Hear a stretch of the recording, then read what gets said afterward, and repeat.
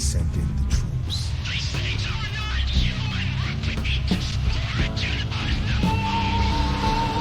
But there was one man who was orders to stay outside.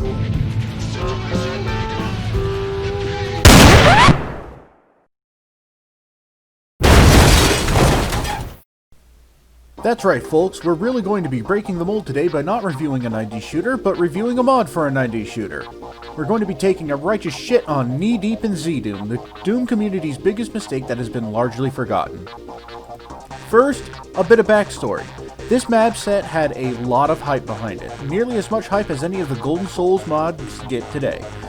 This was not some small deal. This was Tormentor 667's baby, a tits-to-toes reimagining from Doom's first episode. Built entirely around the now discontinued ZDoom source port that removes such limitations like sector limits, entity limits, lack of slopes, doors that only open vertically, and expands on scripting potential.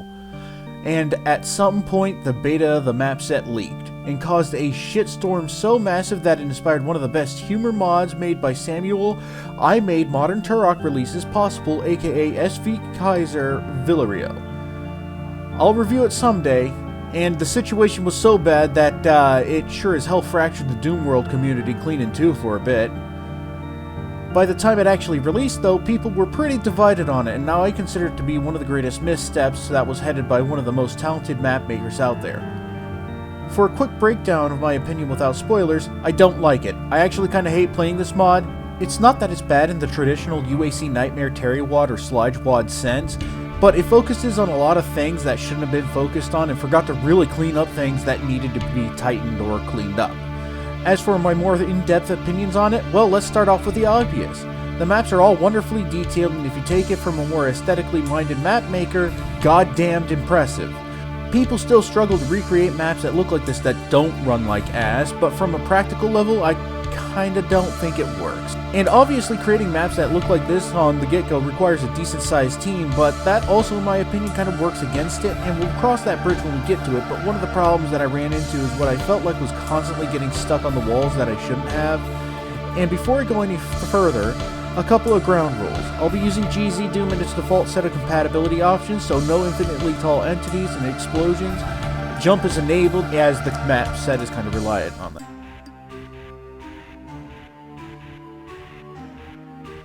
Even starting on the first level, you can tell something is quite different. The opening area is quite alien to what one would expect from a remake/reimagining, and going into this first hall kind of sets the tone for the rest of the map. On Ultraviolence, you come across 6 zombie men and 3 imps. Not too much of a problem, but let's not sugarcoat it. This is the first monster wall of many of the map set, and there are going to be many, many more and many, many worse scenarios than this.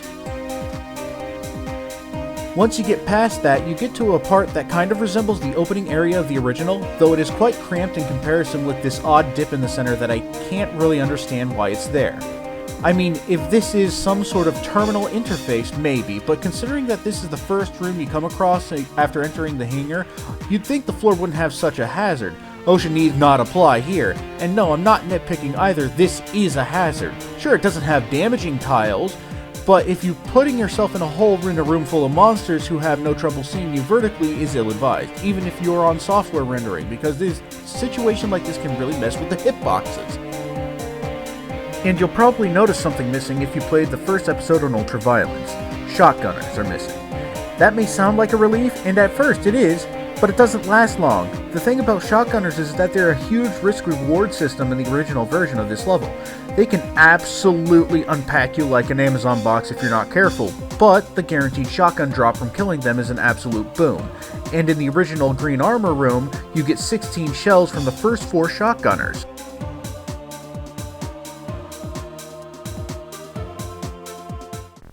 Now, there are shotguns in the map. 2 of them, in fact. And the first one you can get is in a secret area in the green armor pedestal area. And while I went back and got the footage necessary to show you, the rest of the footage was done without said secret. Not that you would want to use it so freely anyway, because there's just not much ammo for this thing in the first map. You can easily use up what little ammo supply there is in this room. That introduces the automatic rifleman. They're not too tough, but I would prioritize them first, and mind you, I killed all the monsters so far with just the pistol. and this room has 15 zombie men and 10 imps. 25 monsters in total for this room, or about 86% of the monsters in the original map. Once you get past that nonsense, you get the only other shotgun here. Grabbing it causes you to be ambushed by 2 stone imps and 3 pinkies. Stone imps and pinkies have roughly the same health, taking about 3 shells each to take out on ultraviolence. And that's not even getting into the shadows. Transparent black imp variants that can zip around and dodge out of the way of your shots. And of course, the map makers decided to have a laugh and a half to put mostly unlit areas so they're effectively invisible except for maybe the sprite bright map of their eyes. And in the first map alone, there's about 12 and a half of the little shit weasels, and there's many more to come.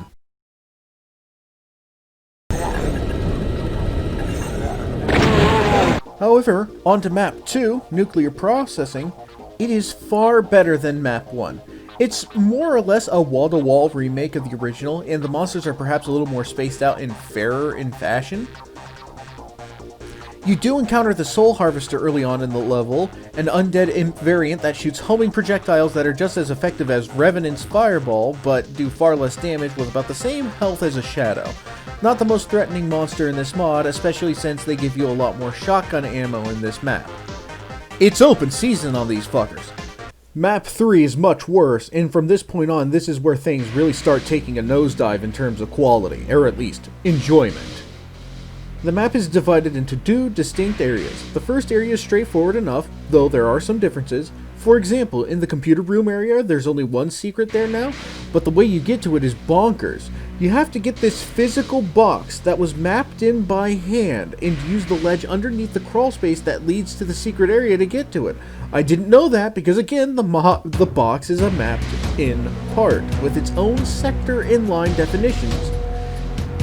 It's not an object that the Doom engine is rendering, so I originally just rocket jumped into the hole. But the worst part of the map is the mines. There is a whole new issue that crops up with the map set from here on in. The levels get about halfway and then lose all cohesion by tacking on a completely unrelated, and in the case of map 3, entirely unnecessary location. Look at this picture. This is the main part of the level, and this map is the mines. I mean, they're so distinct that it's almost like this map was made by 6 different mappers across 3 different teams with differing visions and responsibilities.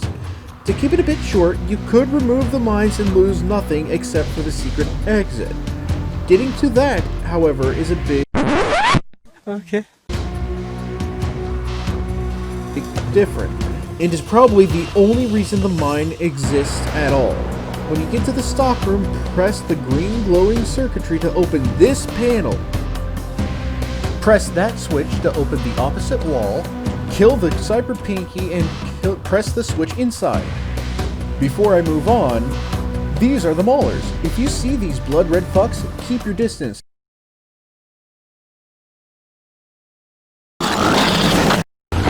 Jesus! These Maulers can mess you up if you're not careful. The secret level, Military Base, is generally revamped and follows the flow of the original, but once you get to the end of the level, there's more level, much like the map previous. And this generally becomes a recurring issue for the map set. You'll get to the logical endpoint, and then the map is extended with about 10 more minutes that kind of feel oddly tacked on. I say this because while I think the first map is a bit tough for a first map, any extra areas feel organic because the base level was changed so radically, but from map 3 and onwards you start off in an area that largely resembles the same level, but then you get to an area that just seems added on. But you do get a weapon that's unique to the mod here. The UAC rifle, a 7.62 NATO monster with very limited ammo. I suggest not using it so freely, use it only against particularly tough enemies. I admittedly don't have much to say about map 5. This is similar to map 1 where the level has been so radically changed that at least the additions don't feel tacked on, and much like map 1, the elements are there and you'll recognize them when you see it. But rather, I want to focus for just a second on the opening encounter. Pay close attention.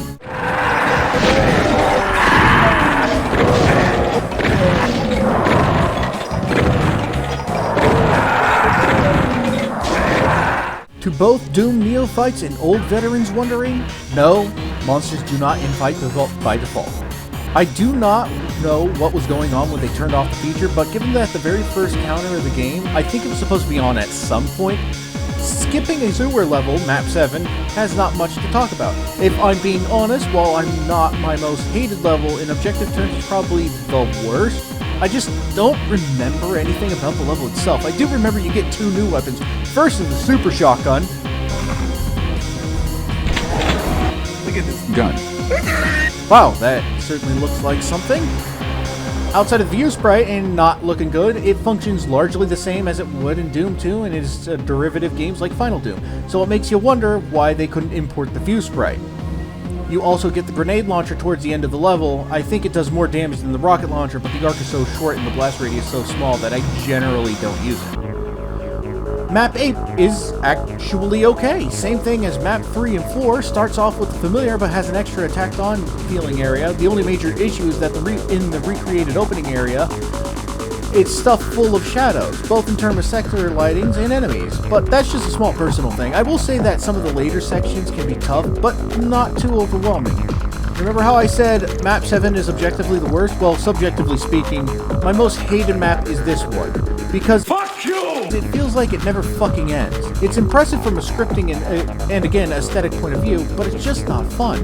They introduced phantoms, and I'm too lazy to look up the real entity name, but I hate them. Shadows may blend well into shadows, but these assholes are completely invisible until they shank you. There's plenty of them to go around too, but part of it is that I'm also married to the original map design, or specifically the brevity. Think of it this way, you just went through 7 or 8 maps of undead monster-infested facilities.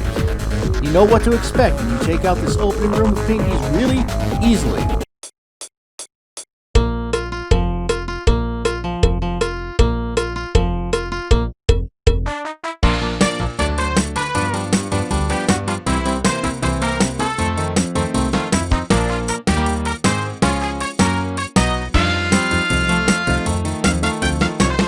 You walk down this hallway and go up the elevator and you find 2 barons all too eager to spit roast you. And on ultraviolence, more than a handful of specters.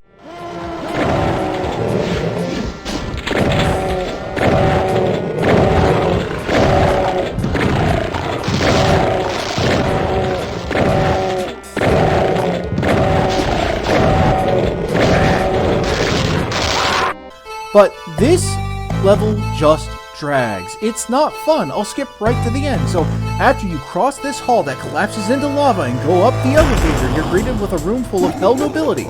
Once done, you step into the now lit pentagram and get teleported to hell. Make your way to the end to get this megasphere. Not that you could tell it is one. Get teleported out to fight 4 waves of hell nobility and demon cubes, get back to the first area and fight more hell nobility and 2 bruiser demons, each of which has 3,000 points of health. Only after you kill the 2 bruiser demons does the area open up to reveal another arena, and this time is the final boss.